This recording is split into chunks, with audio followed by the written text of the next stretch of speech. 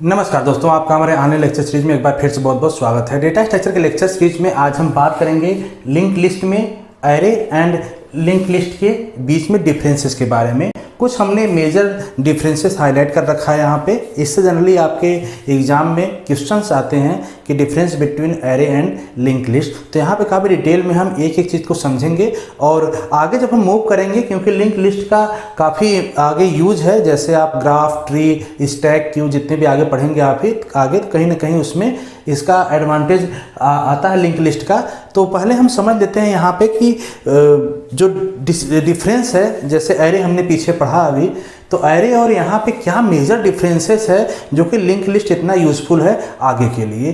तो सबसे पहले अगर हम वन बाय वन देखें तो टेबल आप देख सकते हैं, इस साइड हमने एरे ले रखा है और यहाँ पे हमने लिंक लिस्ट ले रखा है। ठीक है, आपको समझने के लिए हम एक यहाँ पे एग्जांपल भी ड्रा कर लिए हैं। ये सपोज एरे है, जैसे एरे आपको पता होगा, array is a collection of similar type data.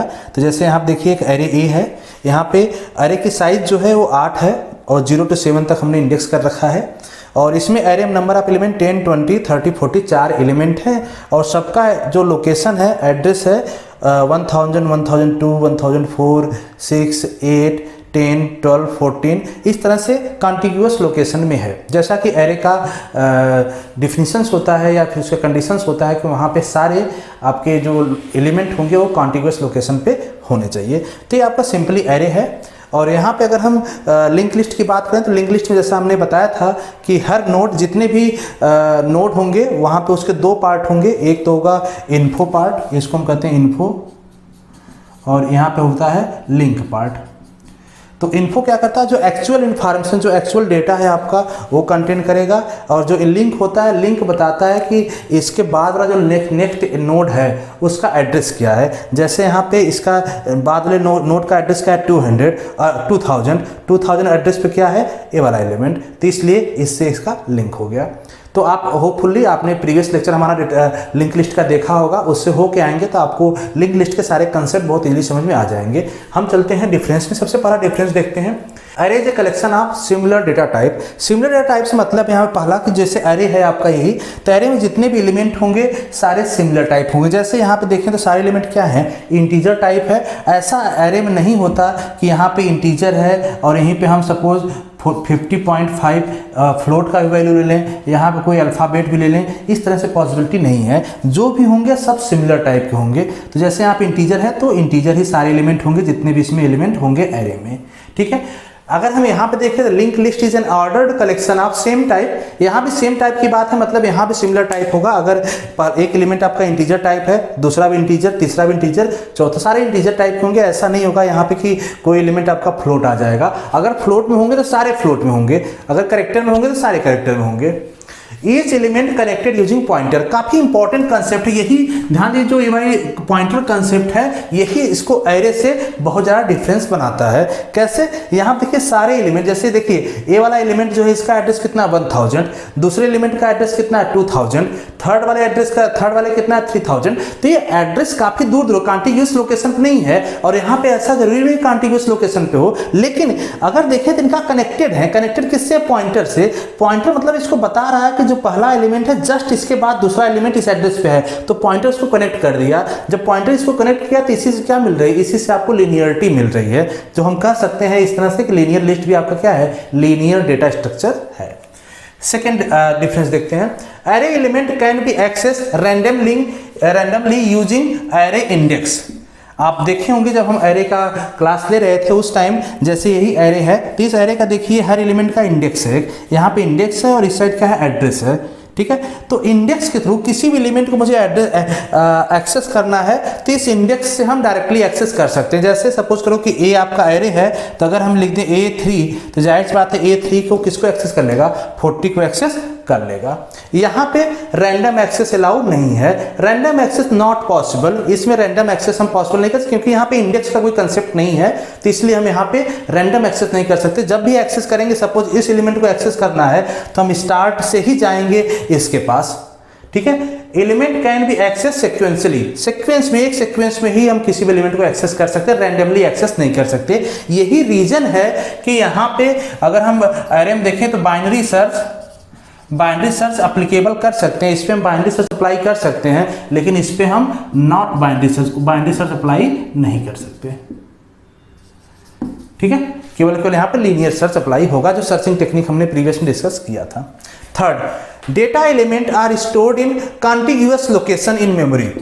ये भी इंपॉर्टेंट है, क्योंकि मेमोरी रिप्रेजेंटेशन देखिए तो जितने भी एलिमेंट होंगे, जैसे सपोज कीजिए ये 8 एलिमेंट का है, तो 8 एलिमेंट का है और हर एलिमेंट अपने कॉन्टिग्यूअस लोकेशन पे होगा। जैसे देखिए पहला एलिमेंट अगर 1000 पे है तो दूसरा 1002 पे ही होगा। क्यों ऐसा? क्योंकि देखिए इंटीजर का एलिमेंट कितनी होता है, 2 बाइट की साइज लेती है, तो 2 बाइट मतलब कि अब ये कितनी बाइट लेगा, 2 बाइट, तो इसका पहली बाइट का एड्रेस कितना होगा 1000, इसके दूसरे बाइट का एड्रेस कितना हो गया 1001। तो अब जो यहाँ पे सेकेंड एलिमेंट आएगा उसका एड्रेस कॉन्टिग्यूअस लोकेशन में क्या आएगा 1002, और इसकी दूसरी बाइट क्या होगा 1003। ऐसे ही इसके बाद जब इस एलिमेंट पाएगा तो इसका कितना हो जाएगा 1004 तो इस तरह से हम इसको एड्रेस इसको डिफाइन कर रहे हैं। जो इस आइटम का स्टोर करने की जो फर्स्ट बाइट का एड्रेस है उसको हम यहाँ पे ले रहे हैं।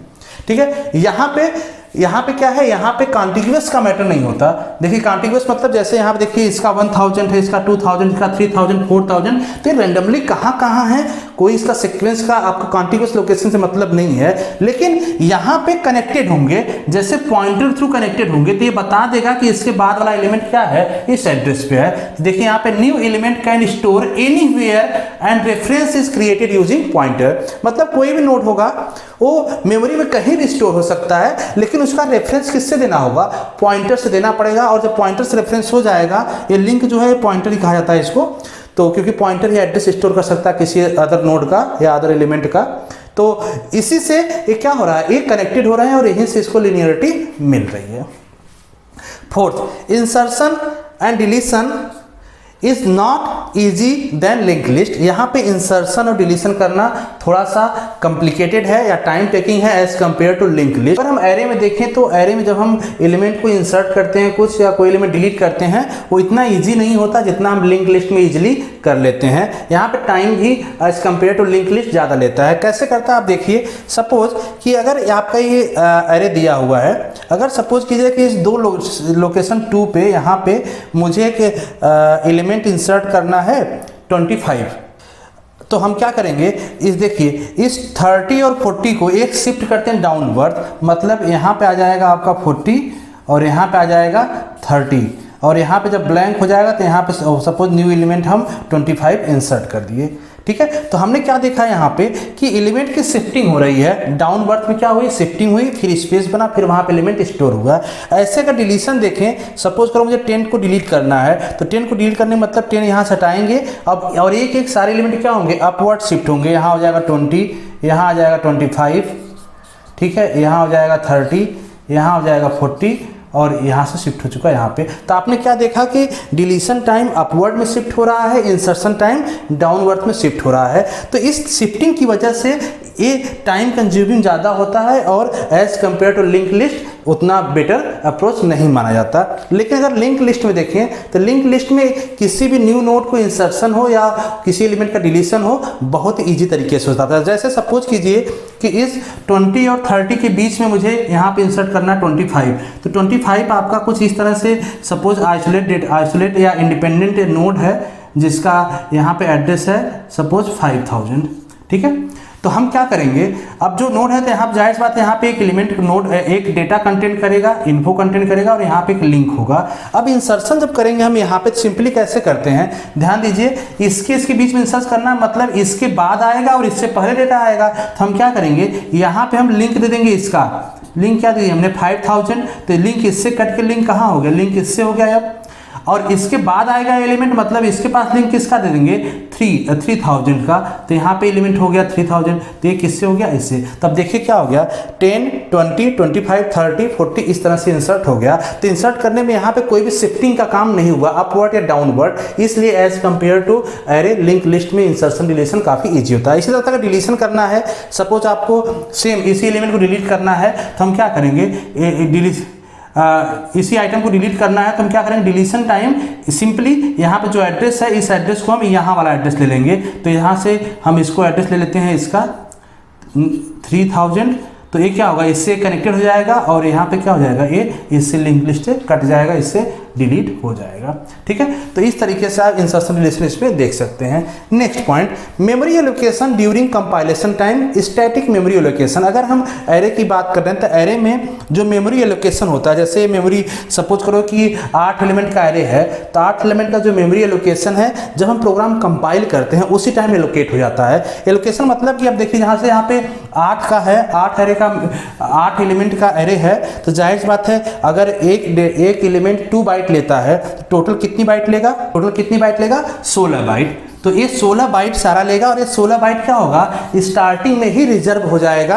अब उसका हम उतना यूज करें आगे प्रोग्राम में या ना करें, हमारा टाइम मेमोरी तो इतना बाइट यूज होगा ही होगा। जैसे एग्जांपल देखें, यूज तो मेमोरी एलोकेट कितना कर लिया 16 बाइट, लेकिन यूज कितना कर रहा है 1 2 3 4 में 4 एलिमेंट 8 बाइट, केवल 8 बाइट स्टोर कर रहा है, प्लस 8 बाइट का मेमोरी क्या हो रहा है, वेस्टेज हो रहा है। तो यहाँ पे मेमोरी वेस्टेज होता है।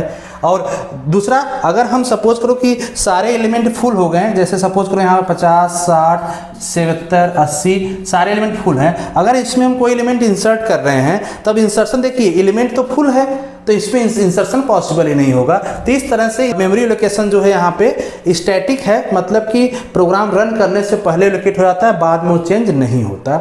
यहाँ पे क्या होगा लिंक लिस्ट में, memory allocation during run time. यहाँ पे जो मेमोरी होता है रन टाइम में, कंपाइल टाइम में कभी नहीं एलोकेट होता, रन टाइम में एलोकेट होगा, जिसलिए हम इसको कहते हैं dynamic memory allocation. Dynamic memory allocation का मतलब समझिए, अब जैसे स्टार्टिंग में यहाँ पे भी 1 2 3 4 नोड हैं, तो केवल 4 नोड का मेमोरी कंज्यूम करेगा और इसके अलावा कोई मेमोरी नहीं लेगा।